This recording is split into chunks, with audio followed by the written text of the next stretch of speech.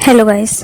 Law of attraction के द्वारा आज सभी अपनी इच्छाओं को पूरा कर रहे हैं। लॉ ऑफ अट्रैक्शन किस तरीके से काम करता है, लॉ ऑफ अट्रैक्शन से हम अपनी क्या क्या इच्छाएं पूरी कर सकते हैं, आज हम आपको बताएंगे कि लॉ ऑफ अट्रैक्शन से हम अपने भय को किस तरह से दूर कर सकते हैं। बहुत से लोगों को सीढ़ियाँ चढ़ने, विमान में बैठने या पानी में तैरने से बहुत डर लगता है, और या फिर उन्हें कम उम्र में उन जगहों से कुछ असुखद अनुभव हुए हों, जैसे उन्हें तैरना नहीं आता हो और किसी ने उन्हें पानी में फेंक दिया हो। मुझे भी कुछ समय पहले ऐसा ही अनुभव हुआ था। गलती से मैं पुल में गिर जाने के कारण मुझे आज भी याद है कि पानी किस तरह मेरे अंदर आ रहा था। सांस लेने में मुझे बहुत दिक्कत हो रही थी। मैं बस डूबने ही वाली थी कि एक लड़के ने मुझे ऊपर खींच लिया। यही अनुभव मेरे अवचेतन मन में बैठ गया और मैं कई सालों तक पानी से डरती रही। बहुत साल पहले एक मनोचिकित्सक ने मुझसे कहा था कि अगर तुम्हें पानी में उतरना है तो पहले उसे देखो और जोर जोर से बोलो, मैं तुम्हें अपने अधीन करने वाला हूँ, मैं तुम्हें अपने अधीन करने वाला हूँ, मैं तुम पर राज कर सकता हूँ, मैं तुम पर राज कर सकता हूँ। फिर धीरे धीरे पानी में तैरना सीखो और अपने भय को बस में करो। मैंने ऐसा ही किया, जिससे डर लगता था बस उसे किया और उस पर जीत हासिल कर ली। यह मेरे मन की परछाई भर थी। जब मुझे नया रवैया मिला तो अवचेतन मन की शक्ति ने मुझे हिम्मत और विश्वास और सहारा दिया और भय से पार पाने में मदद की। मैंने इस ताकत का भरपूर इस्तेमाल किया। आज भी आजमा कर देखिए, आपको पानी, पहाड़ या ऑडिशन या घुटी हुई जगहों पर जाने से अगर डर लगता है, दिन में 3 बार किसी एकांत जगह बैठ जाओ और फिर कल्पना करो कि आप वही काम कर रहे हैं जिसे आपको करने से डर लगता है, भय लगता है। इस तरह आपको उसका एक अनुभव मिलेगा। आप स्वयं को उसमें मानसिक तौर पर संलग्न कर रहे हैं। जैसे कि तैरने के बारे में सोच रहे हैं तो आपको पानी की ठंडक का एहसास होगा। आपको अपने हाथों और पैरों की गति महसूस होगी। आपको महसूस होगा कि आप पानी में तैर रहे हैं। यह आपके मन को एक खुशी का एहसास कराएगा। यह कोई ख्याली पुलाव पकाने जैसा नहीं है। आप जानते हैं कि आपका यह अनुभव अब चेतन मन में दर्ज हो चुका है और आप अपने मन की गहराइयों में दर्ज इन छवियों को सहराने और पसंद करने के लिए विवश होंगे। यही अवचेतन मन का नियम है। जब आप मन को इस तरह अनुशासित कर देते हैं तो पानी में उतरने से खुशी होगी, भय दूर हो जाएगा। आप एक बेहतरीन प्रदर्शन दे सकते हैं। अब चेतन मन की शक्ति आपकी पुकार की प्रकृति के अनुसार आपकी मदद करती है। यह एक जानने और अमल में लाने लायक खूबसूरत बात। अब आप मेरी बात ध्यान से सुने। आप जिस भी काम से डरते हैं, जिस भी काम के बारे में सोचकर आपको भय लगता है, आपको लगता है कि आप यह काम नहीं कर पाएंगे, आप उस काम को करने के लिए सबसे पहले तैयार हों। जिससे डरते हों उसका सामना करें। स्वयं से कहें कि यह काम आप कर सकते हैं। आपको कामयाबी हासिल होगी और वाकई जीत आपकी ही होगी। भय आपके मन की उपज है। यह एक ताकतवर है, पर आस्था कहीं अधिक ताकतवर है। यह आपके मन को सकारात्मक सोच से भर सकती है। भय भी 2 तरह का होता है, सामान्य और असामान्य।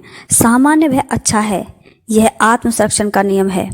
अब चेतन मन आपको समझा रहा है कि कुछ ना कुछ करना चाहिए। यह एक तरह का अलार्म है जो कि आपको सामने आने वाली कार से पीछे हटने को कह रहा है। देखिए, जब भी भय सताए तो झट से अपने मन के दूसरी ओर जाना चाहिए। अपने मन को उन नकारात्मक विचारों से मुक्त करना चाहिए जो असामान्य भय, आवेग और जटिलताओं को जन्म देते हैं। मन में अपनी समस्याओं से जुड़ी मुश्किलों को दोहराने से आपके भीतर भय का अनुपात बढ़ सकता है और बढ़ जाता है। अतः में आपके भीतर का भय और आतंक आप पर हावी हो जाएगा। अगर आपको पता है कि अवचेतन मन की शक्ति आपके हालात को बदल सकती है, तो आप इस तरह के भय को हमेशा अपने अधीन कर सकते हैं। अपने भीतर उतरें, शांत भाव से अपने लिए अच्छा महसूस करें। यही समाधान है। यह याद रखें कि अनंत बुद्धिमत्ता आपकी सोच और भावनाओं के लिए प्रतिक्रिया और प्रचुरता देती है। अंत की कल्पना करें, उससे मिलने वाले आनंद की कल्पना करें। आप जो भी महसूस करेंगे या कल्पना करेंगे वही एक सच्चे अनुभव की तरह आपके भीतर जन्म लेगा और आपका अवचेतन मन आपको मुक्त कर सकता है। जब भी वह पैदा हो तो समाधान या सुखद अंत के बारे में सोचें। कभी भी नकारात्मक सोच से उलझने न बढ़ाएं। हमेशा प्रेम, स्नेह, शांति और आत्मविश्वास का दीपक भीतर जलाकर रखें। हमारे अधिकतर भय को कल्पना ही जन्म देती है। जैसा कि हम कल्पना करते हैं वह वैसा ही पैदा हो जाता है। एक बार एक जनरल मैनेजर से हमारी बात हुई, जिन्होंने बताया कि वह 3 साल तक अपने पद को खोने से डरता रहा। वह हमेशा असफलता की कल्पना करता रहा। उसका भय तो कभी सच नहीं हुआ, पर उससे एक बड़ी विकृति और बेचैनी से भरी सोच पैदा हुई। वह इतना परेशान रहने लगा कि उसे काम से त्याग पत्र देने को ही कह दिया गया। उसने स्वयं ही अपने लिए ऐसे हालात पैदा कर लिए थे। दरअसल उसने खुद को नकारा। उसका निरंतर नकारात्मक काल्पनिक भय उसे यही कह रहा था कि वह असफल होगा, और अवचेतन ने उसी तरह उसको उत्तर दिया। उसने उसे गलतियां और मूर्खताओं की ओर धकेला, जो एक जनरल मैनेजर के तौर पर उसकी असफलता कहलाई। अगर उसने अपने मन को इससे विपरीत दिशा में धकेला होता तो शायद उसके साथ कभी ऐसा होता ही नहीं। जब तक हम किसी भी सकारात्मक या नकारात्मक धारणा को भावों का रूप नहीं देते, तब तक वे प्रकट नहीं हो सकते। हमारे भावों या धारणाओं को पहले हमारे अवचेतन मन को भेजना होगा, तभी वे हमें अच्छे या बुरे तरीके से असर कर सकते हैं। भय से बचने का सरलतम उपाय यही है कि आप स्वयं को सकारात्मक और रचनात्मक विचारों से भरपूर रखें। मन में प्रेम, शांति और आपसी तालमेल का प्रवाह होने दें। अपने लक्ष्य, आदर्श और सकारात्मकता पर ध्यान दें और उन बातों पर गौर करें जिनका आप जीवन में अनुभव पाना चाहते हैं। ऐसा करते हुए आपके अवचेतन की अदृश्य गति आपके जीवन को आपकी भीतरी कल्पना और मनन के अनुसार बदल देगी। मैंने एक सरकारी प्रमुख से बात की। वे बहुत ही शांत और ठहरे हुए दिखाई दिए।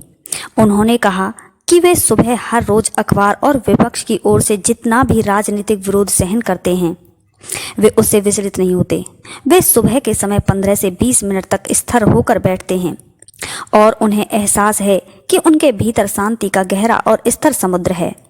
इस तरह ध्यान करने से वे अपने भीतर ऐसी असीम शक्ति उत्पन्न कर लेते हैं जो हर तरह की कठिनाई और भय का बस में कर सकती है। कुछ माह पहले एक सहकर्मी ने उन्हें आधी रात को फोन करके उठाया और बताया कि कुछ लोग उनके खिलाफ साजिश कर रहे थे।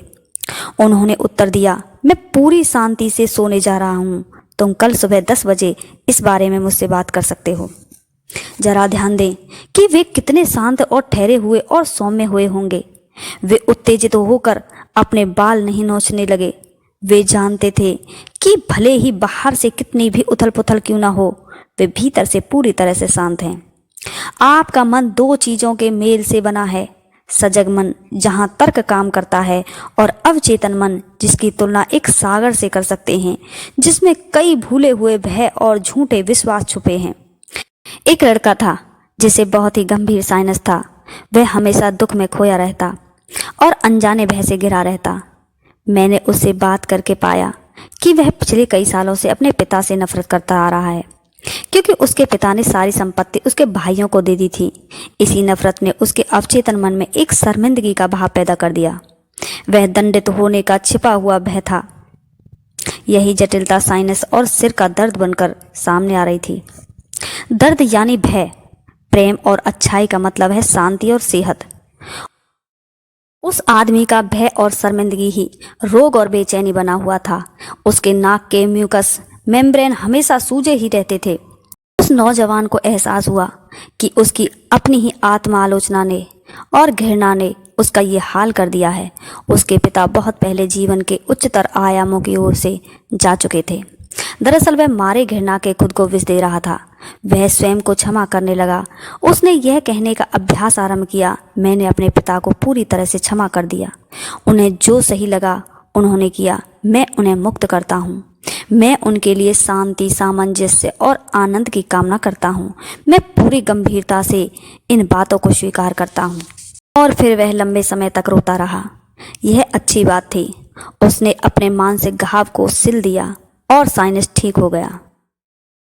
उसने बताया कि उसका माइग्रेन का दौरा पड़ना भी बंद हो गया। उसके अवचेतन मन से दंड का भय भी कहीं चला गया था। भय को दूर करने के लिए इसी उपाय का पालन करें। मैंने ईश्वर से सब कहा, उन्होंने सब सुना और मुझे भय से मुक्त कर दिया। आप अपने अवचेतन मन को भी ईश्वर का संबोधन दे सकते हैं। अपने अवचेतन मन की ताकत को जानें, देखें कि ये कैसे काम करता है। आपका अवचेतन मन प्रत्युत्तर देगा और आप सारे भय से मुक्त हो जाएंगे। मैंने ईश्वर से सब कहा, उन्होंने सब सुना और मुझे भय से मुक्त कर दिया। आज की वीडियो में सिर्फ इतना ही। वीडियो अच्छी लगी हो तो लाइक करें, कमेंट करें, शेयर करें। Thank you for watching video.